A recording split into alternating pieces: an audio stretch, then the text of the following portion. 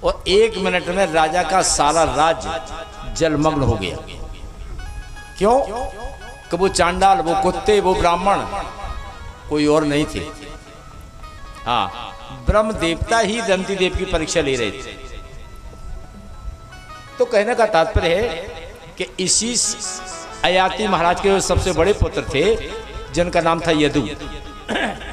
इन्हीं यदु महाराज के वंश में कई पीढ़ियों के बाद एक राजा हुए हैं जिनका नाम है देवमीड़। देवमीड़ की 2 पत्नियां थीं। एक पत्नी के हुए हैं अर्जन और परजन, और दूसरी पत्नी के बेटा है सूरसेन। अर्जन परजन के 9 पुत्र हुए हैं जिन्हें हम 9 नंद कहते हैं, जो नंद बाबा गोकुल में रहते हैं। और इनकी दूसरी पत्नी के बेटा है सूरसेन, और सूरसेन के पुत्र हैं वसुदेव। और वसुदेव की 7 पत्नी हैं। वसुदेव की 7 पत्नियां हैं।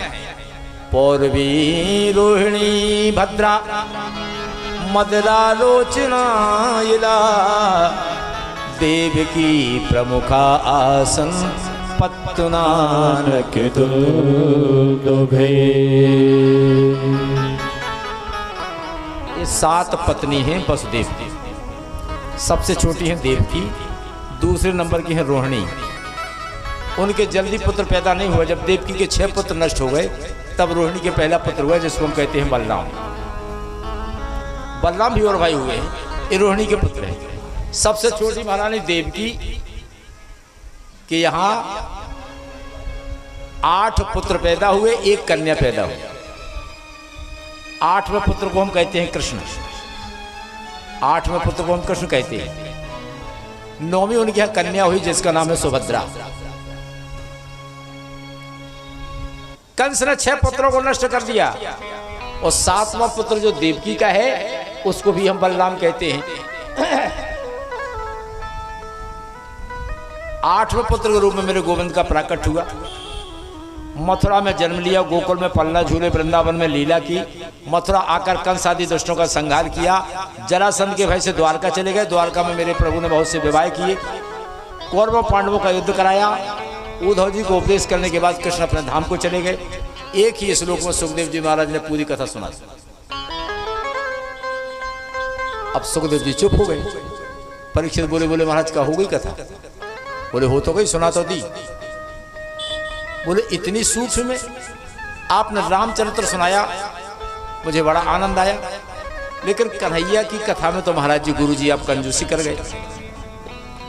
मैं इतनी सूक्ष्म रूप में कन्हैया की कथा सुनूं, जो कन्हैया मेरे बाबाओं के रक्षक, मेरे पिता के रक्षक, मेरे स्वयं के रक्षक, जिन्होंने रक्षा की हो। मेरा तो काम तमाम कर ही दिया था अश्वत्थामा ने, लेकिन गर्भ में जाकर जिन कन्हैया ने मुझे बचाया, और उनकी कथा हम इसमें इतनी सूक्ष्म में सुने। अरे महाराज हमें तो विस्तार से सुनाइए। और आपने कहा कि रोहिणी की 7वीं संतान बलदाऊ थे, देवकी की 7वीं संतान बलदाऊ थे, और रोहिणी की पहली संतान बलदाऊ थे। तो ये 2 बलदाऊ हैं कि एक ही बलदाऊ है? अगर एक ही बलदाऊ है तो इन 2 उदरों से संबंध कैसा? देवक्या गर्भ संबंधा कुतो देहांतरम बिना, रोहिण्या सुतन्या प्रोक्तो रामः संकर्षणे। आप तो महाराज विस्तार से कहिए गुरु जी, कैसे मथुरा में जन्म लिया, कैसे मंगलमय चरित्र हुए? सुखदेव जी बोले परीक्षित हमने श्रोता बहुत देखे हैं, लेकिन तुम जैसा श्रोता नहीं देखे। अरे 4 दिन से लगातार कथा सुन रहे हो, भूख लगी होगी, प्यास लगी हुई, थोड़ा जलपान कर लो।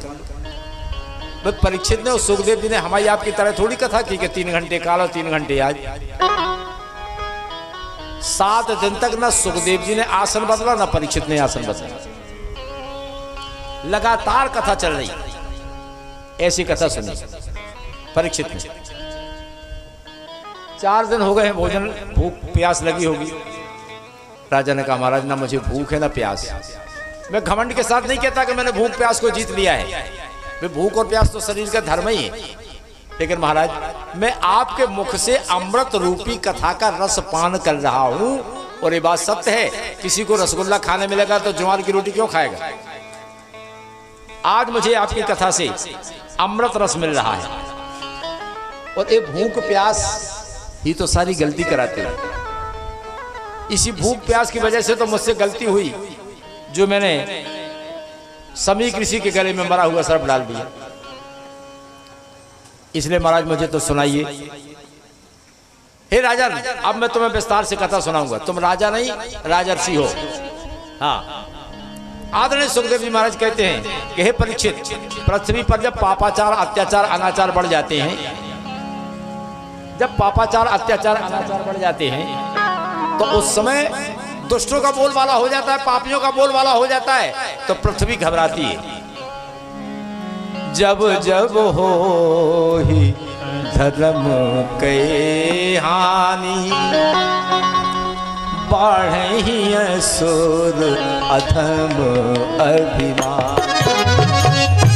जब जब हो ही धर्म के हानि, बढ़े ही असुर अधम अभिमानी।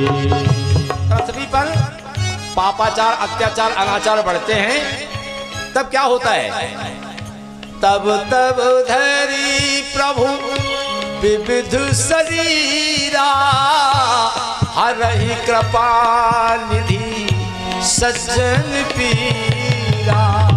तब तब धरे प्रभु विविध शरीरा, हरहि कृपा निधि सज्जन पीरा। जब जब हो ही धर्म के हानि, बढ़हि असुर अधम अभिमानी।